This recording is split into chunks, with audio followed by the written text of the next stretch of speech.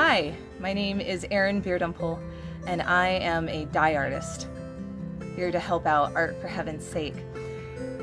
You are in my side yard with me. This is where all of my projects start and all of my projects end. Right now you can see that I'm at the beginning because there is no colorful cloth behind me. I actually got into dye as a way to save money years ago when my children were tiny. Little babies and toddlers, of course, make an enormous mess. That's just part of growing up when you're that size. And I noticed that most of the clothes made for little girls were really light in color, which meant that they got wrecked really fast. And I thought, I bet no one would be able to see the stains if I covered it in tie-dye. And I was right. Once they were too big for that, I still like doing dye, so I keep doing it. What you see behind me, these are vintage linen napkins. I believe these are Irish linen. They're pretty wrinkled right now. They've been washed recently. Before I dye anything, I wash everything out of them because anything that might be caught in the fabric is a way to keep the dye from doing what it needs to do. These were all still in their original packaging from the 1950s. They're incredibly old. They have some sun damage. I don't know if you can see it from where they are now, but they have some sun damage. The edges, especially the parts that were exposed in the package, have turned yellow and a little bit crunchier. And the napkin that was on the top had glue all over it from the labels that had been put on. And when I mean glue, I mean like thick layers of glue. So they've gone through a washing process. There's still some stains. But once I'm done with them, you won't be able to tell that anymore. I'm going to take you through the process of having these turned into something new that can still be used and loved. The other project I'm going to take you through is on a tablecloth. This is an old tablecloth. Now this one doesn't have nearly the same provenance as these napkins. This is a cotton tablecloth from Target, I believe. This was given to us, my husband and I, when we were married 16 years ago. And it has been through the mill. We've used it frequently. I'm surprised it actually looks as good as it does. But it has started to collect a lot of stains. Some of them are just little tiny ones like this, little brown specks that just come as the result of a spoon having been set down or me not having gotten to the stain remover in time. Here's another little collection. And there's some that are harder to show outside. They seem to fade away outside for some reason. That look like a coffee cup had been set down and it had drips around it. So there's lots of sort of splooshy stains on it. I am going to approach each of these projects in very different ways because for different kinds of stains and different kinds of damage, you can choose different patterns that will make it seem more, that will be a better disguise. Let me say it like that. I'm going to choose to do a process on this known as Itagime Shibori. It involves a number of folds and clamping hard objects over the fabric so that only a portion of it will actually get the dye. These are still stain free enough that I can show more white without it being too big a deal. This, on the other hand, has just enough stainage going on and they're just strange enough in shape that I am going to go through a process called ice dye. And I'll show you the different stages of each one. I think that you will find this interesting. The ice dye in particular, when I explain it to you, you will see how once I've gotten through with this tablecloth, you won't know where the stains were. And if any more stains are coming, you won't know that either. It will be hard to tell. Any stain that comes once I'm done with this, you'll be able to look at it and say, oh, that's supposed to be like that. And you could use it for anything. So this is the next step in the ice dye. I have my tub here.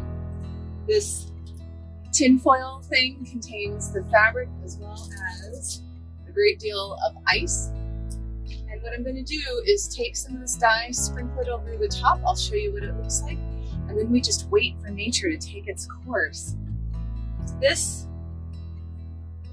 tablecloth had a lot of flowers on it, so I'm going to try to honor that design. and take colors that you would find in a meadow. So I've got an avocado green here. I just take the dry powder, put it right over the top. I'm going to take, this one is called bright green, and it is very, very bright. I think it'll be a nice contrast next to the other shades of green. So the darker of a color that you want, the more dye you have to put on. I'm not looking for anything too dark. I want this to be a little bit more on the pastel side, but I do want some good color. This is lemon yellow. You can see it is quite bright. And if you put on enough of it, it actually looks a little neon, which I'm not that fond of. But next to these two shades of green and a deeper yellow that we're going to use next, I think it'll work out pretty well.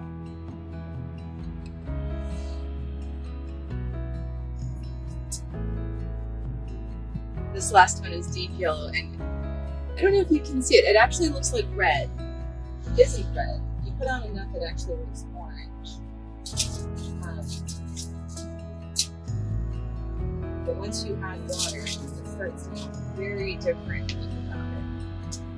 Let me show you what this looks like. That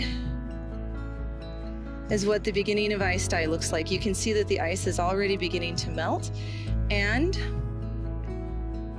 that the dye is already mixing in.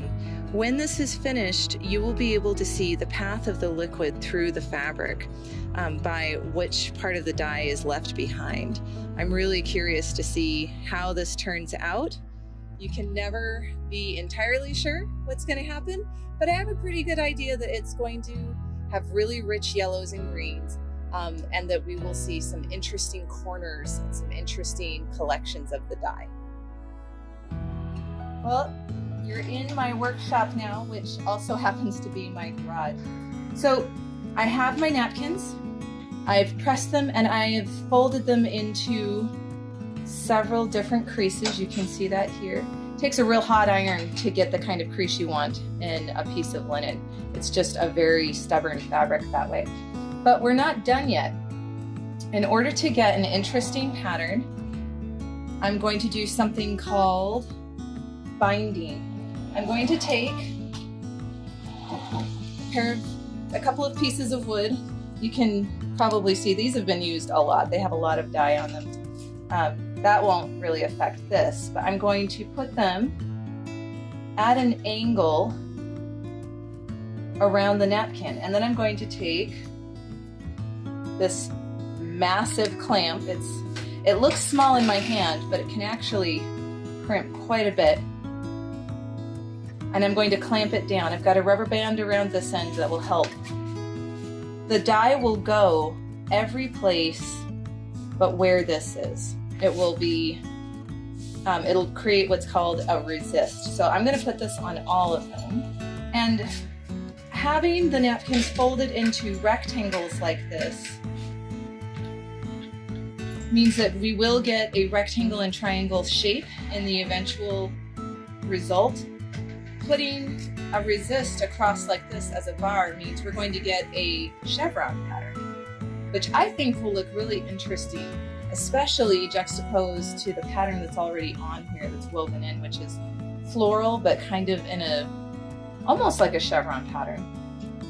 It will be slightly different on each one.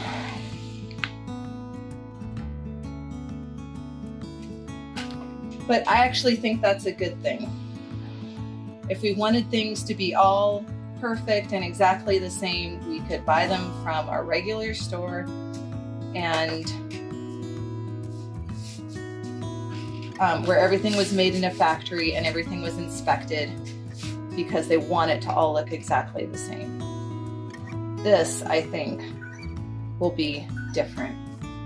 So those are the napkins. This is the tablecloth that I showed you earlier. You can see I've put it in kind of a rectangular shape. It's also been pressed.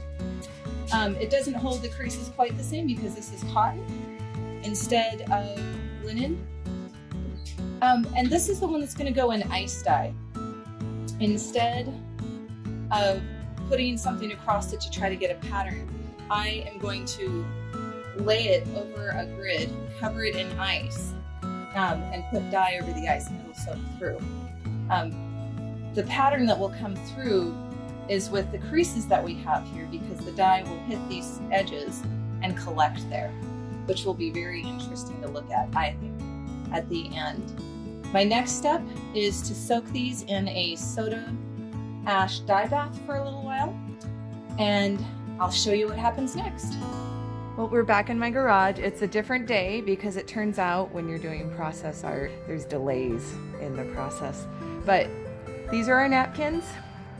They're ready for some dye. This is called direct application, where you just put it right on and then you set it aside to cure for 6 to 8 hours.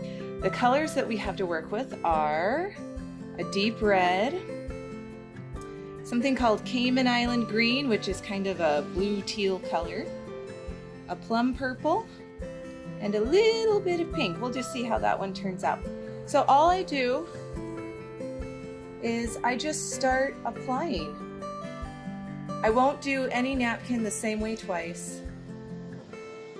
Not sure I could if I wanted to, because dye has its own agenda. I'm going to pull back the folds and add different colors at different times. You can see it's going to make its own, it's going to start blending in its own way. You can see that the red and this bluish color are coming together. I will cover the whole thing. Thinking here, I'll just put a splash of purple and see what happens. Fold it over and do the other side with a little bit more red, because why not? The thing about doing this kind of dye work is that there's lots of ideas out there about how things should look, and a lot of people want for things to be just perfect, when of course nothing is perfect. We look at people who get their things put up published in magazines or put up in museums or galleries, and we think they must really know exactly the way to do everything.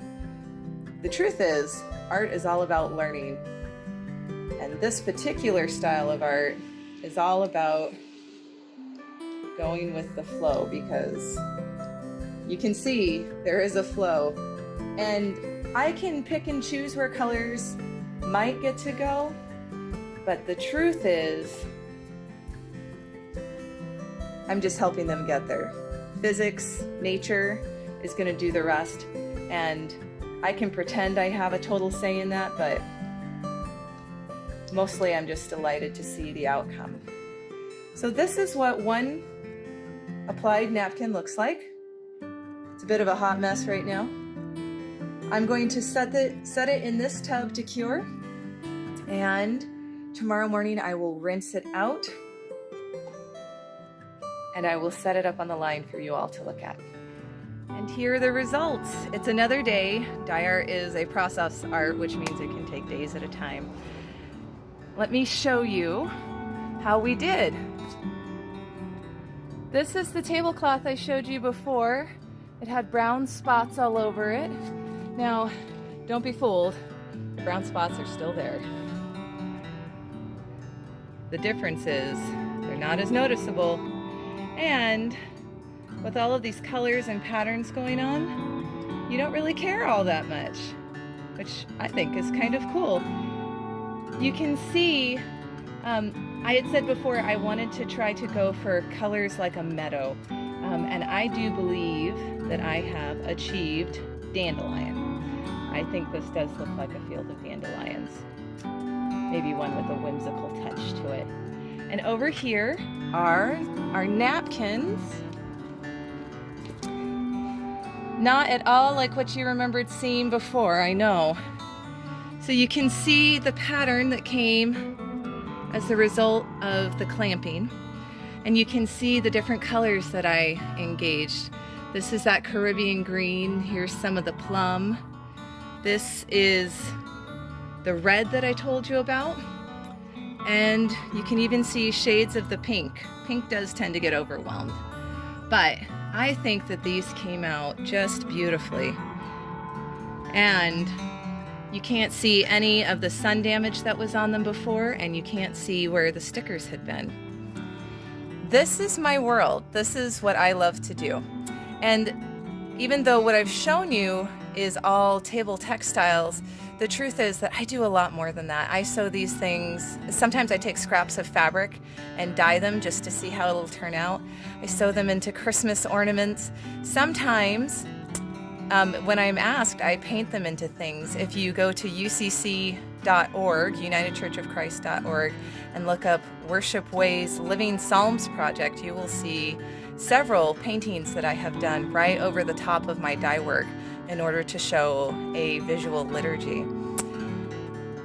I am so proud to be able to show you these things today. I know that my world is brighter because of all the colors that I'm able to put into it. I hope that I can make your world brighter if you see something that you like. And feel free to follow me on Facebook or Instagram, because I try to post some of these things at least every other day. I know that in times like this, we can all use a little help, and I think rainbows do that.